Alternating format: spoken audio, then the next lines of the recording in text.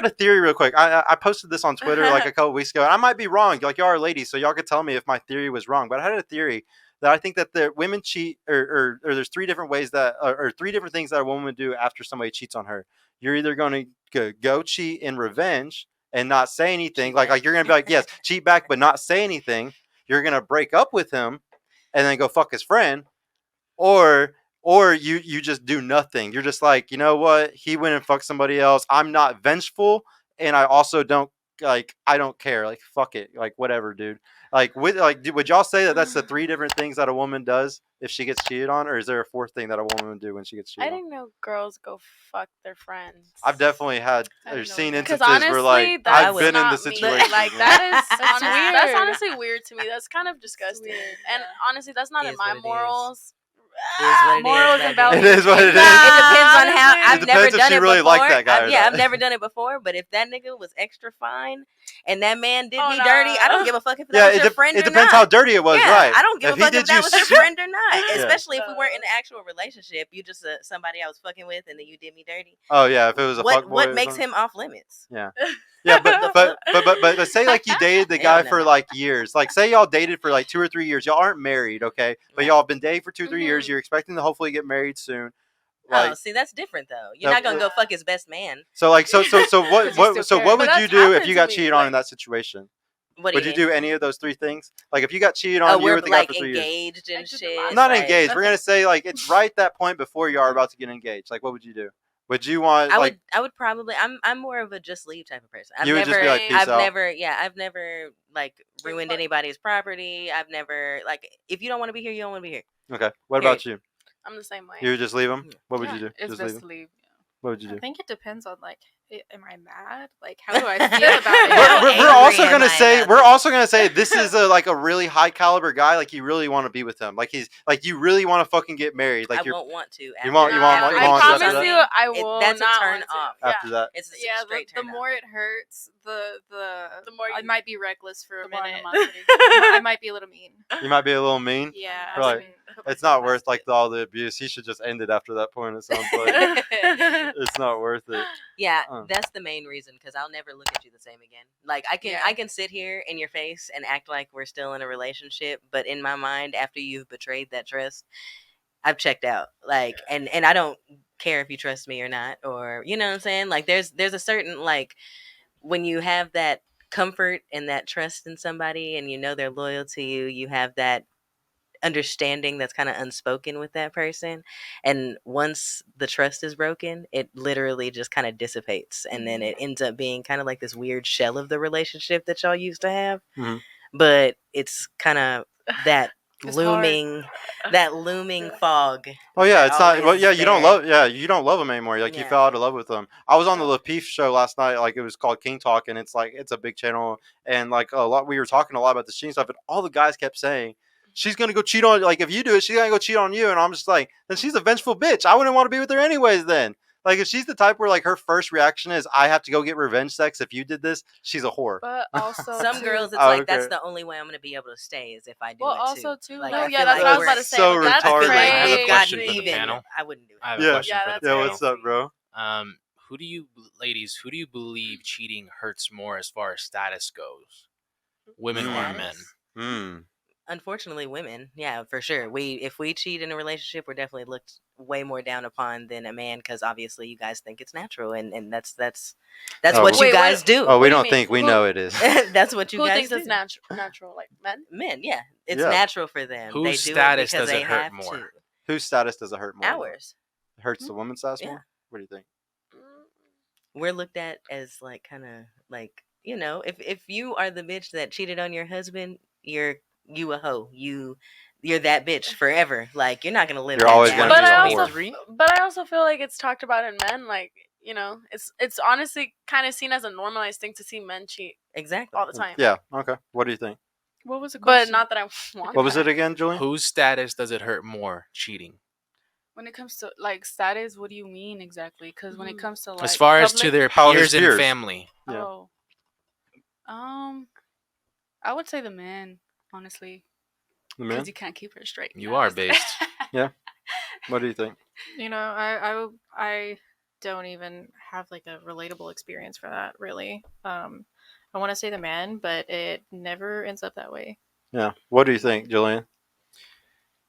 When a man gets cheated on, all of his boys, all the men that are surrounding him, which is what really matters, are all looking at him like he's a loser. He's True. a bitch. True. Especially When if he a stays woman with her. cheats, she gets positive reinforcement from all the women around because they're asking, what did he do wrong? Yep. I don't know about that. Society I think always that I says hang he did something around wrong. some pretty accountable women, and Yeah, I've same. gone Maybe off y'all. on my No, homegirls for sure. before for doing Accountability crazy shit. with women is like accountability with children. To Very, a certain very extent. similar. To a certain extent. No. Sometimes it 'Cause I works. You can- have I to can be an actually aware I can actually individual agree in with order you. to hold yourself accountable for certain things. But I think that I'm blessed to have friends that are pretty self-aware and pretty responsible. I think You it's would be like surprised, ladies. Yeah. if you have a man, right? If you have a man and he's out there and you cheat, he's gonna be looked a certain way. Whereas if you cheat, it's not gonna be anything.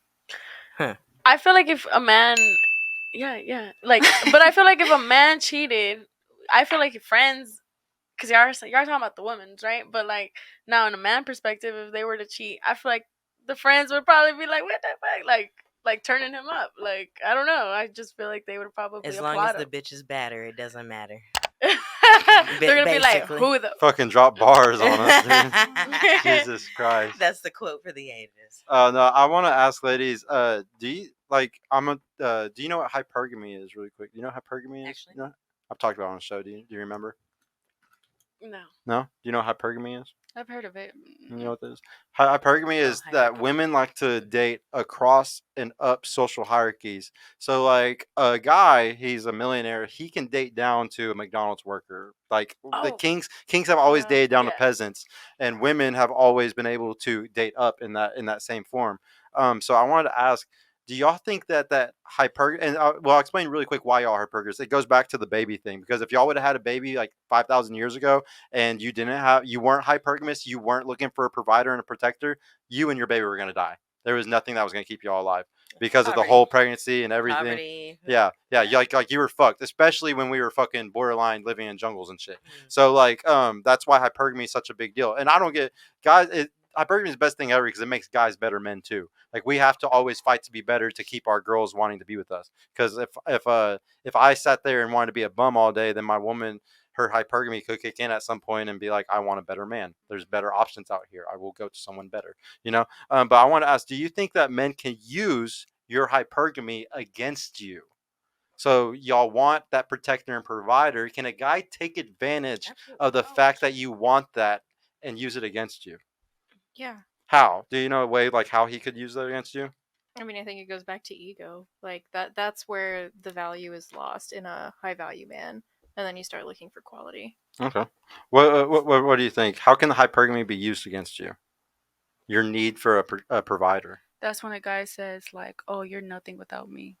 So it's like if you did that, then would you do it for the pussy?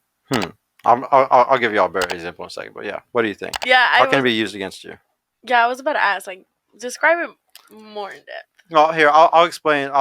It's kind of hard for y'all to understand it, so I'll Yeah, just 'cause I explain know. what it is. So, like, the way that they use hypergamy against you is say he has a new Corvette C8. Say he has the dopest penthouse in downtown. Say he is rocking all Gucci and it's not all credit. He actually is wearing it all because he bought it all. Or say he's a fucking loser and he actually uses credit card on $50,000 worth of Louis Vuitton and like he's just a fucking dork actually and he did the, like he wore all that stuff. If you see those things and you get turned on by it or you want to go home with him or there's something you're getting more of a vibe from those things, he is using your hypergamy against you. He's trying to look like a provider to get you to like I have some guys who run amazing game. It's because they got a super nice car, they got a super nice spot, and they wear all the nice clothes. And yeah, it's super easy to get a girl that's really down for you because she wants a provider and she's like, oh, he has this car, he lives in this spot, he dresses like this, he must have money. And they can use it against you. Or even the chains. Like every time you see a rapper wearing chains and stuff, those guys are using your hypergamy against you. There are plenty of well-off, narcissistic, and manipulative men that do that every day. Yeah. They find a bitch that they think needs help, and they literally just milk that and treat her however they want to treat her. I And love her boy game. just to, and then they'll provide her with things that they know she needs. So that's what keeps her there, because she's getting these, monetary needs met, or these, whatever it might be. Some people like clout, being seen riding around and whatever with whoever, like whatever she's getting out of that, he's exploiting that in order to keep her around. And there's plenty of people who do take advantage of that and will treat somebody like complete shit just because they can provide this type of lifestyle for them. Hey y'all, Sergio here. I just want to mention I've created a completely free guide that shows you exactly how I went from having low confidence and being painfully awkward around women to easily meeting and dating numerous high quality desirable women in real life without the use of any dating apps or social media. So if you're struggling to get out there, if you have approach anxiety or don't know what to say or how to interact with women to make them want you, and are sick of using dating apps with low value girls that hundreds of other guys have been chatting with, click the link in the description below to grab your free guide right now. And if you want private mentorship with me personally to help guide you every step of the way in this process, check out my mentorship program in the description too. I would be happy to help you reach your dating goals and overcome any obstacle you may face.